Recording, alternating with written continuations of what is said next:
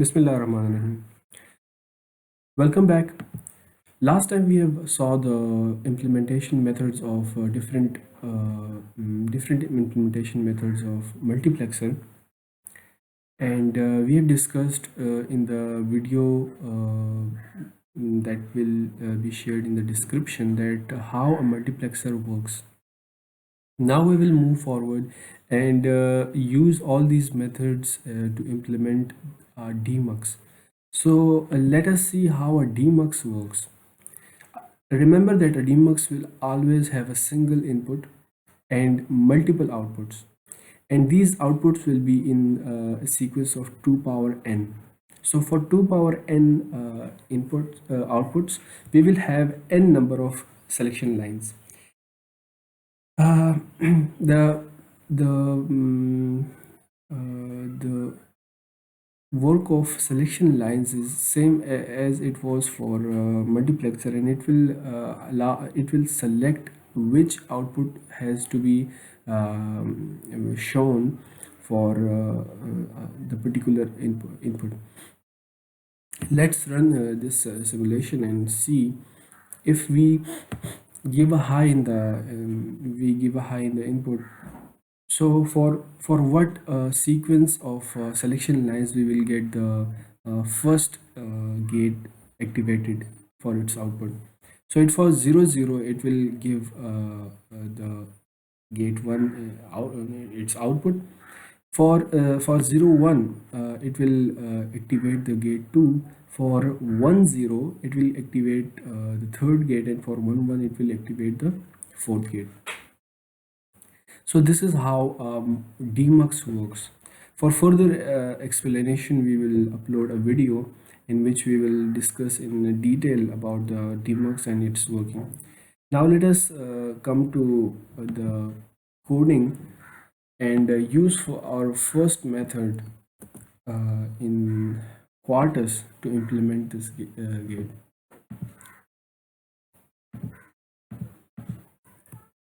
Now what changes we must have to change a code of a multiplexer to a DEMUX?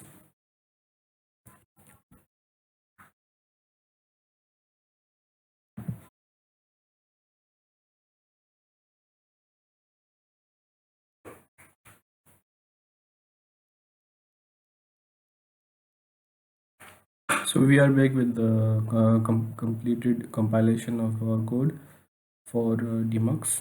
Let's let's first see the gate representation and from RTL viewer. So it confirms the code is correct for our DEMUX. You can see we saw in our Proteus simulation and Proteus schematic that how the DEMUX will look like, and it is the same: one input, four outputs, and two control lines, and four AND gates are used to represented. Now we will see its simulation in University program file. Let's load our nodes. Here we will see that how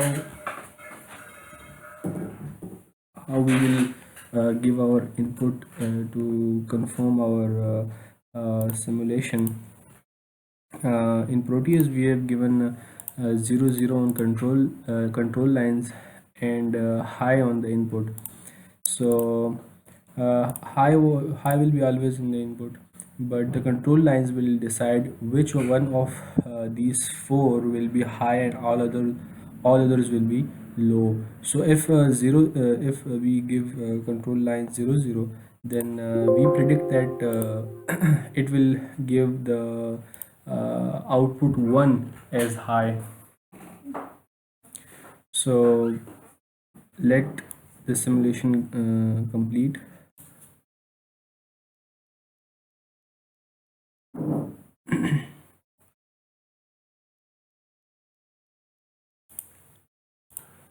The simulation confirms our prediction. and the behavior of DEMUX when two control lines in 1 to 4 DEMUX, both the control lines are low, and thus it will only allow the gate 1 to show its input at the output. Now we can also do this by giving a waveform. um, let's uh, let's see. So now the other method is giving it a waveform. Let's give it in such a way that it will be at one point it will be both 0 0, at the other point it will be 1 0, then 0 1 and 1 1, and give it a high so that we can confirm our output, and what we predict is for 0 0 it should be the output 1 that will be high, and so on.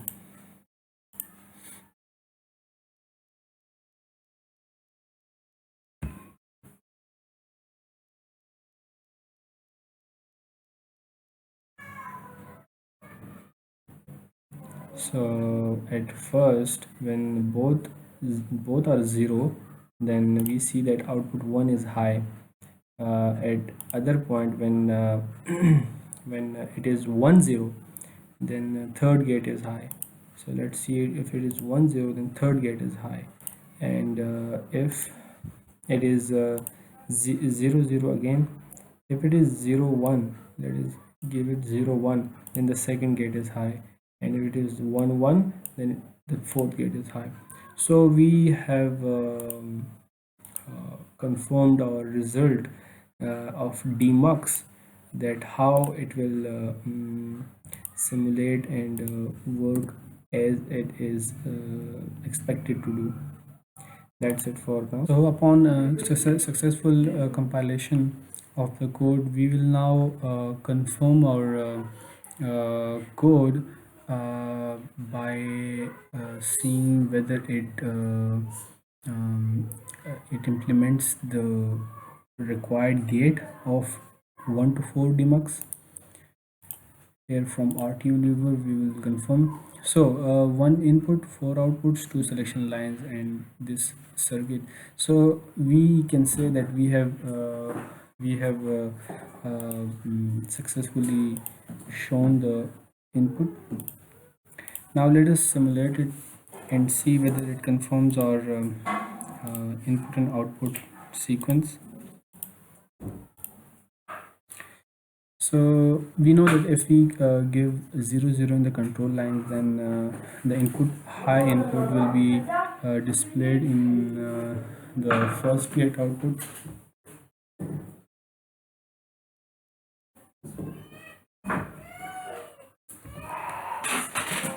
Let us simulate it and then see. Let us give it a waveform so that we can confirm our result at a time.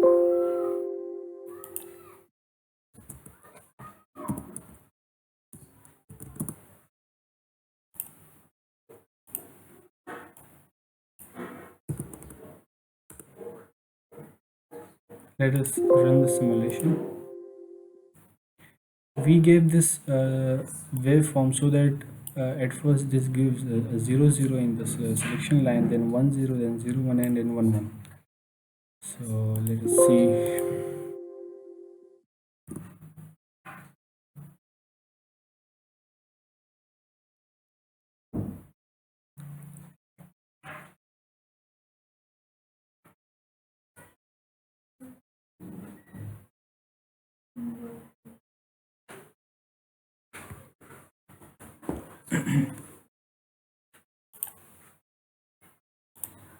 So our simulation is now ready, and we can confirm that the input is displayed in the first output when both the selection lines are 0, If we give it a different sequence, that is 1 0, then it will give input in the third gate. If we give it a 0 1, it gives input in the second gate, and if it is 1 1, then it gives this input in the fourth gate. So using this second method, we have now successfully shown that through this method we can also implement this 1 to 4 mux successfully. Decide that which output will be displayed, not control 1, not control 2.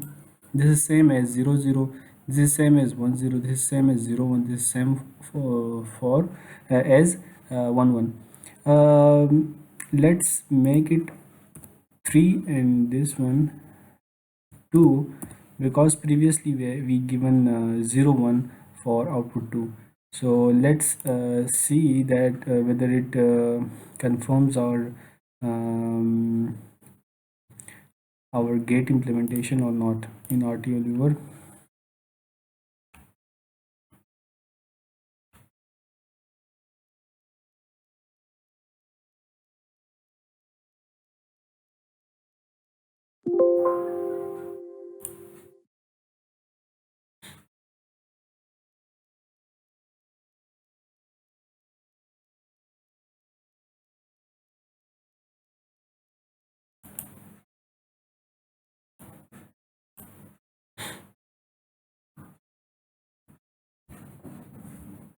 Until then, we will see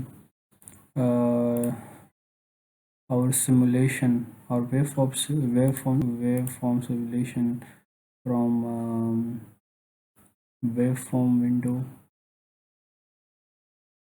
Now it is confirmed that 2 control lines, 1 input, 4 output. This is a DEMUX, and we have successfully implemented in the gates. Now let us show the simulation and see whether whether it confirms our code for 1 to 4 DEMUX or not. So we will give waveform as previous in previous examples or methods we given them. This should be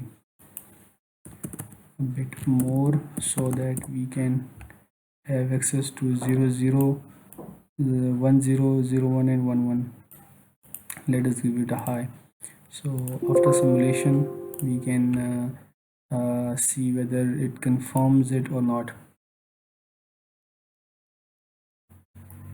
This was basically case statement implementation, the method 2 in multiplexers, in which we have a statement, a logic statement using different logics.